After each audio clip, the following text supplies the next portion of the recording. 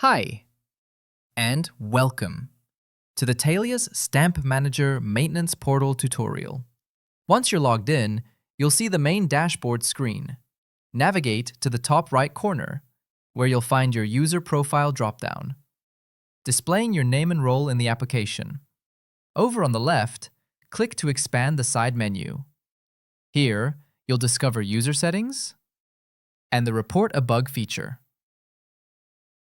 If you encounter any unexpected behavior or bugs in Stamp Manager, please fill out the form here to notify our engineering team.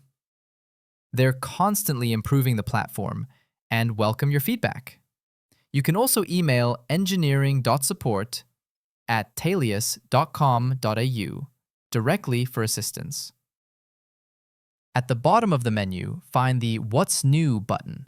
This section contains information about our latest features, improvements, and bug fixes with each version. There's also our support phone number if you'd prefer speaking with someone directly about any issues.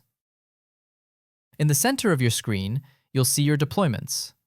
Click the icon to expand it. On the group header, notice two orange icons. The first displays total maintenance events requiring attention. The second, not always visible, alerts you to power failures and number of devices currently on battery power. Clicking the Power Failures button opens a window with events listed from newest by default. Each row represents one device event. In the Actions column, the speech bubble icon lets you add comments for any event, useful for note-taking or team communication. Simply reopen and remove comments when no longer needed. Detailed. Removing the Power Failures filter displays all maintenance events across categories. The top badges sort events into categories and serve as clickable filters. For bulk actions, click the top left checkbox to select all items. You'll see Acknowledge Selected appear.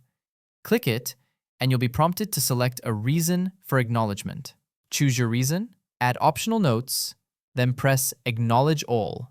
The Clear All button removes filters and restores the full event list. Back in the Actions column, another button shows complete event history for each account.